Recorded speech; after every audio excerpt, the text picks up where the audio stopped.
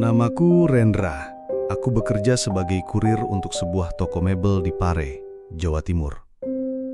Tugas harianku sederhana, mengambil barang dari gudang, mengantarnya ke pelanggan, dan kembali membawa nota pembayaran. Tapi di balik rutinitas yang terlihat biasa-biasa saja itu, ada sisi lain yang mungkin tidak semua orang sanggup jalani. Perjalanan malam di jalanan sepi, sendirian, melintasi jalur yang bahkan siang harinya terasa mencekam. Aku termasuk orang yang tidak terlalu mempedulikan mitos atau cerita rakyat. Sejak kecil, aku terbiasa tidur di rumah nenek yang letaknya di pinggir pemakaman desa. Pernah juga bermalam di gardu jaga sawah saat musim panen, ditemani suara jangkrik dan lolongan anjing. Semua itu membuatku percaya bahwa rasa takut hanyalah soal pikiran. Namun, keyakinan itu mulai goyah sejak malam ketika aku melintasi jembatan tua di atas Sungai Brantas. Malam ketika di tengah gelap pekat, udara yang dingin dan suara air yang mengalir pelan. Aku mendengar alunan gamelan tanpa tahu dari mana asalnya. Bagian 1. Perjalanan di jalan sepi. Malam itu udara terasa lembab, menyelimuti setiap helai rumput padi yang terhampar luas di sisi kanan kiri jalan tanah. Embun menggantung tipis, memantulkan cahaya redup dari bulan separuh yang menggantung di langit gelap, seolah menjadi saksi bisu perjalanan seorang pria yang melintasi pedesaan sunyi. Jalan setapak yang membelah persawahan terlihat samar, diterangi sorot lampu motor tua yang bergetar setiap kali roda melewati batu kerikil kecil. Suara mesin berderak, bercampur dengan bunyi serangga malam yang tak henti berkeriapan di balik batang padi. Pengendara itu duduk tegap, mengenakan jaket lusuh yang warnanya sudah memudar. Di bagian belakang motor, sebuah kotak kayu besar terikat dengan tali. Di dalamnya terdapat perabotan hasil buatannya yang hendak dikirimkan ke kampung seberang. Dari kejauhan, bayangan pohon kelapa tampak menjulang, berbaris rapi di tepi sawah. Angin malam membuat daunnya bergesekan, menimbulkan suara lirih yang menyerupai bisikan samar, semakin memperkuat kesan mencekam dari jalan pedesaan itu. Asap tipis muncul dari tanah basah, perlahan naik membentuk kabut yang menyelimuti pandangan. Lampu motor hanya mampu menembus beberapa meter ke depan. Sisanya dikuasai kegelapan pekat yang seolah menelan apapun yang masuk ke dalamnya. Sesekali, pengendara itu menoleh ke kanan dan ke kiri, memastikan tak ada hewan liar yang melintas. Namun, yang terlihat hanyalah siluet batang padi yang bergoyang pelan, seakan mengikuti irama napasnya sendiri. Rantai motor yang berdecit setiap kali roda berputar terdengar jelas di tengah heningnya malam. Bunyi itu seakan menjadi satu-satunya penanda kehidupan di jalan sepi di antara luasnya hamparan sawah yang membisu. Pria itu mencoba bersiul kecil untuk mengusir rasa canggung. Namun suara siulan langsung ditelan udara lembab, membuatnya justru semakin merasa sendirian. Bulan separuh memantulkan cahaya dingin berwarna biru kehijauan, membuat setiap bayangan terlihat lebih panjang dari biasanya. Sesekali, ia merasa seperti ada sosok yang berdiri di kejauhan, padahal yang tampak hanyalah tiang bambu penyangga padi. Angin berhembus dari arah timur, membawa aroma lumpur sawah bercampur bau dedaunan basah. Hidungnya menangkap bau asing, samar-samar seperti kayu terbakar, meski ia tak melihat tanda api di sekitar. Jalan mulai menurun, melintasi jembatan kayu sempit yang sudah rapuh dimakan usia. Suara papan berderit saat dilalui roda motor, membuat bulu kuduknya berdiri, seolah jembatan itu bisa patah kapan saja. Setelah melewati jembatan, suasana kembali hening. Kabut semakin tebal, menutup sebagian besar pandangan. Hanya bunyi gemuruh mesin motor yang menjadi pegangan di tengah kesunyian pekat. Di selah kabut, kunang-kunang berterbangan, mengeluarkan cahaya kecil yang berkelip seperti mata-mata tak kasat mata yang mengawasi langkahnya. Ia merasakan sesuatu yang janggal, namun berusaha menepis pikiran itu agar perjalanannya tetap tenang. Tiba-tiba, dari arah sawah terdengar suara air bergemericik, padahal tak ada sungai yang melintas di sana.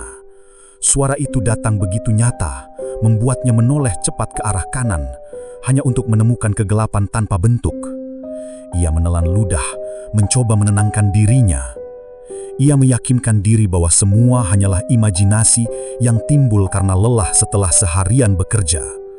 Motor tua terus melaju pelan, meski deru mesinnya mulai melemah. Di kejauhan, lampu samar dari sebuah rumah panggung terlihat redup, seakan menjadi pertanda bahwa masih ada kehidupan di balik hamparan sawah yang tak berujung. Ia merasa sedikit lega, meski hatinya tetap diliputi rasa was-was. Malam semakin larut, kabut semakin tebal, dan jalan tanah yang dilalui semakin terasa asing. Seolah-olah motor itu membawanya ke tempat yang tak pernah tercatat dalam peta, membuat perjalanan singkat itu berubah menjadi awal dari kisah penuh ketidakpastian. Bagian 2. Awal gangguan. Pria itu terus mengendalikan motor tuanya dengan hati-hati. Kabut yang semakin padat membuat sorot lampu tidak lagi mampu menyingkap jalan dengan jelas. Bayangan yang tadinya tampak biasa, kini terlihat menyeramkan, seolah berubah menjadi sosok-sosok asing yang berdiri di tepi sawah. Ia mencoba meyakinkan dirinya bahwa itu hanya pantulan dari batang padi. Namun rasa dingin merayap di sepanjang tulang belakang, memberi tanda bahwa ada sesuatu yang tak kasat mata ikut memperhatikan langkahnya. Angin mendadak berhenti bertiup, menciptakan keheningan aneh. Bahkan serangga yang sebelumnya berisik, kini lenyap, digantikan oleh kesunyian mencekam yang membuat jantung berdegup lebih cepat.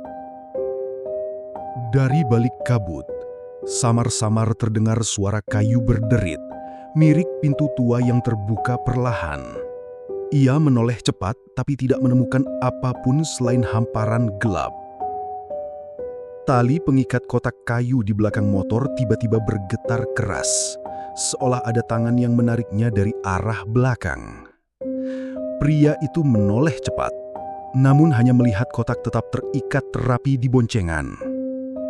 Rasa curiga membuatnya mempercepat laju motor, berharap segera sampai ke kampung tujuan.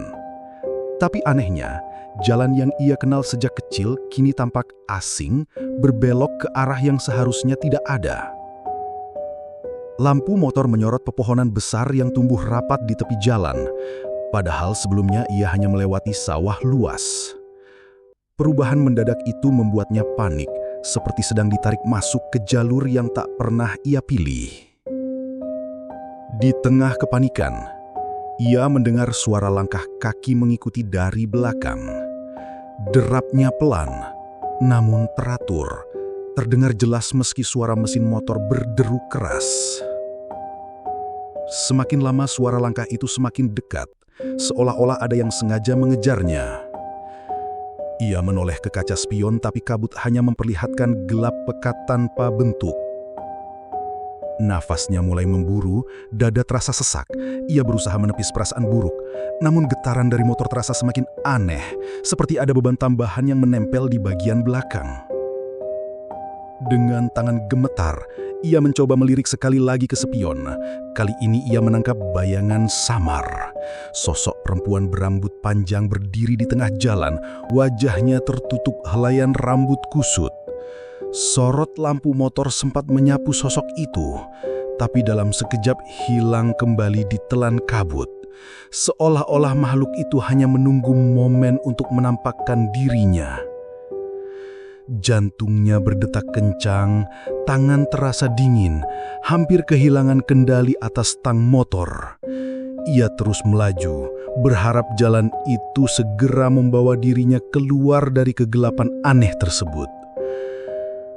Namun semakin ia berjalan, semakin asing suasana yang muncul. Pohon-pohon besar tampak menjuntai, akar-akarnya menjalar ke tanah seperti jemari raksasa yang ingin meraih siapa saja yang lewat. Suara serak seorang perempuan tiba-tiba terdengar di telinganya, berbisik lirih dengan bahasa yang tidak dimengerti.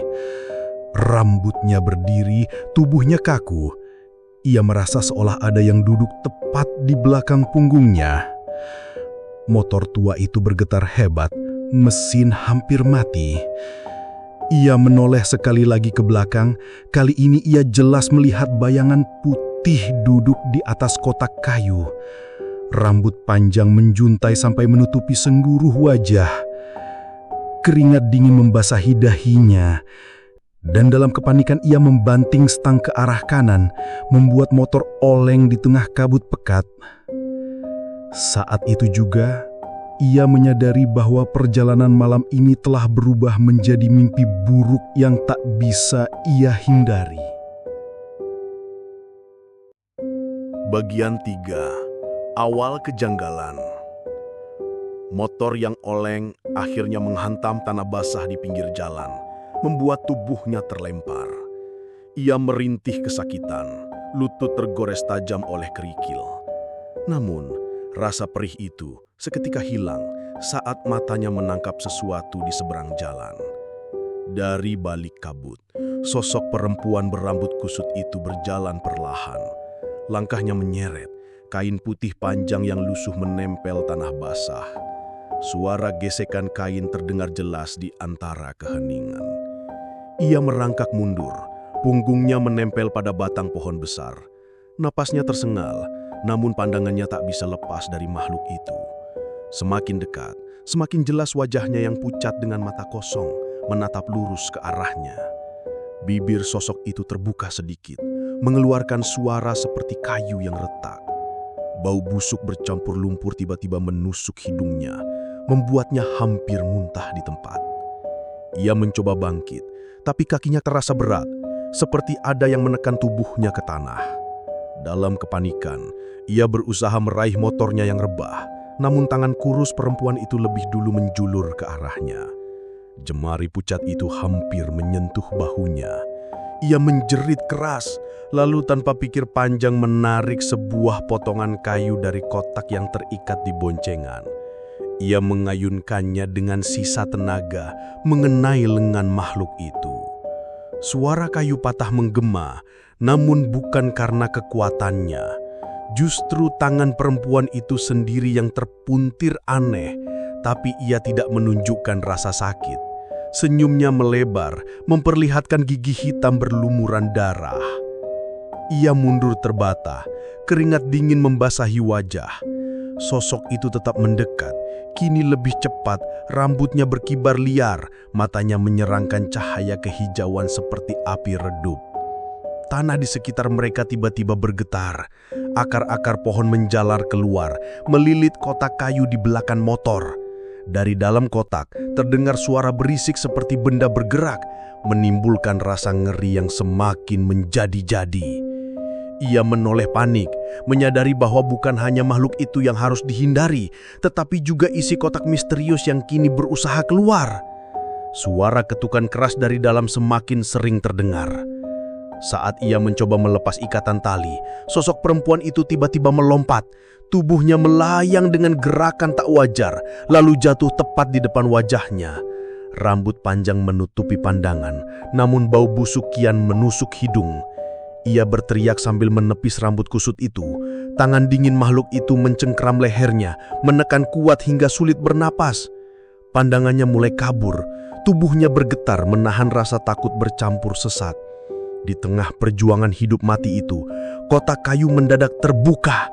Dari celahnya muncul sesuatu menyerupai tangan hitam kecil berujung tuku tajam. Suara rintihan lirih terdengar, membuat bulu kuduk berdiri semakin kaku. Dengan sisa tenaga, ia meraih batu di sampingnya, lalu menghantamkan ke kepala makhluk berambut panjang itu. Suara keras terdengar. Sosok itu terhuyang mundur, memberi kesempatan baginya untuk meraih motornya kembali. Ia menyalakan mesin dengan panik. Motor bergetar keras, nyaris tak mau menyala. Sementara di belakang, perempuan bergaun putih itu bangkit. Tubuhnya bergetar tidak wajar, sendi-sendinya patah, lalu menyatu kembali dengan suara mengerikan. Kotak kayu yang terbuka semakin lebar, memperlihatkan bayangan gelap yang tampak ingin keluar sepenuhnya. Dari dalamnya terdengar bisikan-bisikan aneh memanggil nama pria itu dengan suara berlapis, seperti berasal dari puluhan mulut sekaligus. Dalam keadaan putus asa, ia berhasil menghidupkan motor, melesat secepat mungkin meninggalkan tempat itu. Namun perasaan dingin tetap menempel di belakang punggungnya, seolah sosok menyeramkan itu masih duduk di atas kotak, menemaninya sepanjang jalan gelap yang belum jelas ujungnya. Bagian 4. Bayangan di pinggir sungai. Jalan yang dilalui semakin sepi. Hanya garis putih memantul samar di aspal gelap. Suara mesin motor meraung terputus-putus, seolah kelelahan. Namun ia tetap memaksa gas terbuka penuh. Sesekali ia menoleh ke belakang, memastikan bahwa sosok perempuan itu sudah tertinggal jauh. Tapi kabut yang menggantung membuat jarak pandang begitu pendek, hingga rasa waspada tidak pernah benar-benar hilang. Dadanya masih naik turun, napas terengah seperti berlari jauh. Di telinganya masih terngiang suara bisikan dari kotak kayu, walaupun kini tertutup rapat oleh ikatan yang setengah longgar. Angin malam menusuk kulit, membuat tubuhnya menggigil.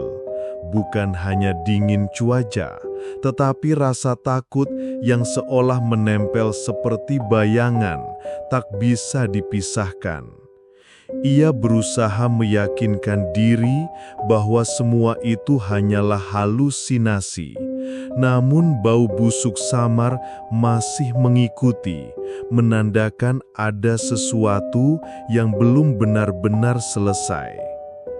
Lampu motor bergetar, cahaya kuning redup menyorot jalan berliku.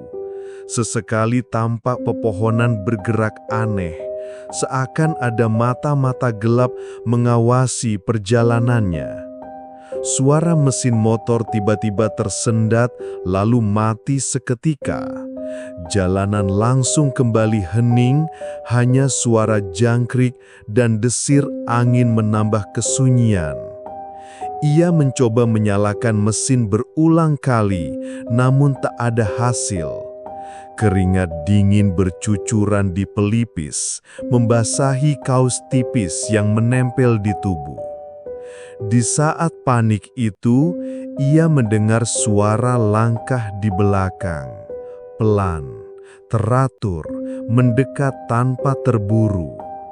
Bulu kuduknya berdiri, tangannya gemetar saat memutar kunci motor lagi.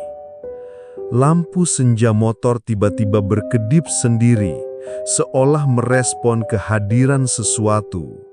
Dalam pantulan kecil itu, ia melihat bayangan berdiri di ujung jalan, diam menatap ke arahnya. Bayangan itu semakin jelas, rambut panjang berantakan menutupi wajah pucat. Gaun putih compang-camping berkibar pelan tertiup angin.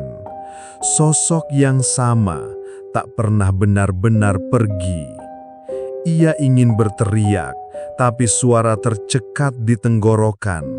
Hanya deru napas berat yang terdengar, bercampur degupan jantung yang memukul keras di dada. Dengan terburu, ia mendorong motor ke sisi jalan, berharap bisa berlari kaki. Namun roda terasa berat, seakan ada tangan tak terlihat yang menahan laju. Suara ketukan dari kotak kayu kembali terdengar, kali ini lebih keras, seperti sesuatu dari dalam berusaha memecahkan penutup. Ia tahu tidak mungkin membukanya atau membiarkannya keluar. Sosok perempuan itu mulai bergerak maju, Setiap langkah terdengar jelas di telinga, meski jaraknya masih puluhan meter. Seakan dunia sepi hanya menyisakan suara langkah itu saja. Tanpa pilihan lain, ia meninggalkan motor begitu saja, berlari menembus kabut. Napasnya tersengal, kakinya nyaris tersandung akar dan bebatuan, tapi ia tak berani menoleh ke belakang. Di tengah pelarian itu, ia mendengar suara kayu pecah dari arah motor. Disusul suara jeritan panjang, bukan manusia, bukan binatang, melainkan campuran keduanya. Ia tahu sesuatu yang lebih mengerikan baru saja lepas. Bagian 5. Penutup twist. Nafasnya hampir habis ketika sampai di jalan kecil berbatu, jauh dari jalur utama. Kabut makin pekat, bulan separuh tertutup awan hitam, membuat sekeliling tampak seperti dunia asing. Ia berhenti sejenak, mencoba menenangkan diri. Namun, jeritan yang tadi terdengar dari arah motor terus bergaung di telinganya, membuat lututnya bergetar. Dari balik kabut, bayangan perempuan itu kembali muncul. Kali ini wajahnya terlihat jelas. Mata kosong hitam pekat menatap lurus, bibir biru bergetar tanpa suara. Ia mundur perlahan, lalu terhenti ketika merasakan sesuatu menggores punggungnya. Saat menoleh, ternyata kotak kayu yang tadi ditinggalkan kini berada tepat di tanah belakang kakinya. Tidak masuk akal, benda itu seharusnya tertinggal di atas motor. Namun kini, kotak itu sudah terbuka sedikit, mengeluarkan hawa dingin yang menusuk tulang. Dari celah sempit, tampak jari-jari pucat panjang merayap keluar. Kukunya hitam, bergerak seolah mencari sesuatu untuk digenggam. Perempuan bergaun putih itu mendekat lebih cepat, namun tatapannya bukan ke arah pria tersebut, melainkan ke kotak yang kini bergetar liar. Suara bisikan samar muncul. Kali ini bukan hanya satu, melainkan banyak. Seperti puluhan suara anak kecil bercampur tangis dan tawa. Ia tersadar. Sosok perempuan itu bukanlah hantu yang menghantuinya. Justru ia sedang berusaha menghentikan sesuatu yang terperangkap dalam kotak kayu itu. Dengan panik, pria itu berusaha menendang kotak menjauh. Tapi begitu disentuh, hawa dingin langsung merambat ke seluruh tubuhnya, membuat kakinya mati rasa. Perempuan itu mengulurkan tangan, seakan meminta kotak itu diberikan padanya. Namun, jari-jari panjang dari dalam kotak lebih dulu mencengkaram pergelangan kakinya. Jeritan pria itu pecah di udara malam. Ia mencoba menarik diri, tapi genggaman itu semakin kuat, menyeretnya perlahan ke arah kotak. Perempuan bergaun putih berteriak lantang, suara yang memecah keheningan. Lalu tubuhnya seakan terseret ke dalam kabut. Ia menghilang begitu saja, menyisakan bau anyir menusuk. Kotak kayu tiba-tiba terbuka lebar, memperlihatkan wajah-wajah pucat menempel di dalamnya, berteriak serentak dengan suara yang melengking menusuk telinga. Dalam sekejap, tubuh pria itu terhisap masuk. Tidak ada darah, tidak ada bekas, hanya kotak yang kini menutup kembali, diam tanpa suara. Beberapa saat kemudian, suara mesin motor terdengar hidup sendiri di kejauhan. Lampu menyala. Motor itu berjalan perlahan, seolah dikendarai oleh sesuatu yang tak kasat mata. Di jalan sepi itu, kabut perlahan hilang, menyisakan hanya satu benda di tengah aspal. Kotak kayu usang.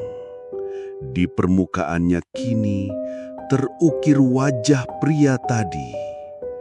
Matanya melotot, mulut terbuka dalam jeritan abadi.